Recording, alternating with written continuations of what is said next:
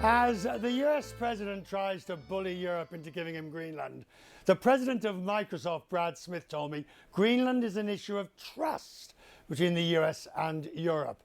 And as he admitted, it's not the only one. I have to say I'm encouraged that President Trump said today that he will meet with people here. There will be a conversation. I think we all need to reflect on the fact that the future of Greenland is not only a security issue, but we need to think and talk about it in the context of all of the other shared issues across the Atlantic. Jobs. 10 million Americans work for European companies or have jobs that are based on trade with Europe. Trade itself. 40% of American exports go to other NATO countries. Investment. 70% of foreign investment into the United States comes from the rest of NATO. Technology. Europe is the American tech sector's biggest market after the United States itself. It all depends on trust. Trust requires dialogue. We should welcome the conversations that will take place here. If that's, and you're right, but it's difficult to see that the Europeans can budge in any way on the sovereignty question. Macron today, von der Leyen today, they're all saying the same thing. So when they meet tomorrow, or whenever it might be, that's going to be the tricky part. I think in some ways we see things as a company at Microsoft that others don't always see, because we do more than any other company to protect the cybersecurity of the United States and the cybersecurity of Canada and NATO members on this side of the Atlantic. And what we see every single day is that strength comes most when we act together. The shared interests across the Atlantic give us the opportunity to do things together that no single country, no matter how powerful it is, can do by itself. And we need to therefore find a way to act together. And I think that is a message that I hope people can think more about. And that's going to be an interesting one, because that is what you're saying is the clarion call to reality. That, if you don't sort this out, we'll all be much worse for the end of it. Absolutely. NATO has made both sides of the North Atlantic stronger. Whatever we do, we always need to continue to invest in our strengths. And that's a big part of what we bring to Europe as an American technology company.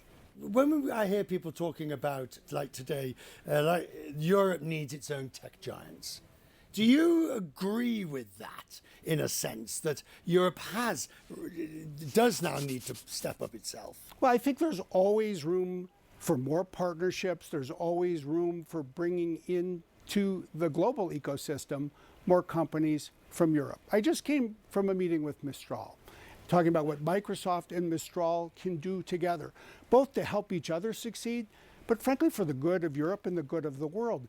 We will always be stronger together. But the last thing you want, the very last, forgive the assumption, the last thing you want is to have to be put in the position of choosing US or Europe. You're both. We absolutely defend both sides of the North Atlantic. I want to talk AI. There seems to be now that we're all using it. We know it's coming. It's in different parts of the supply chain in our companies in ways that we can't even imagine. Yeah. But the research shows we are very wary of it, and when I say we don't want it, we don't want to take it over. Well, I think what we really want, most of us, is to create a new technology that drives economic growth, that promotes prosperity, that helps people do new things in their lives, that makes countries stronger.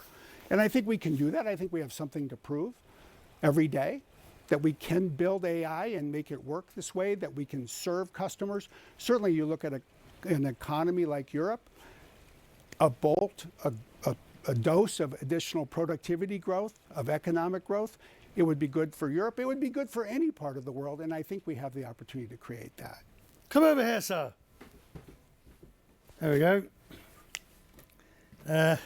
Choose your colour. I'll be green. Oh. What gives you hope? Shared interests. Oh, interesting. because that is what the tech sector has across the Atlantic. That is what we have with our customers. That is what our two continents have. North America, Europe, we have 80 years of wind behind us showing what shared interests can do for our people. We need to keep investing in it.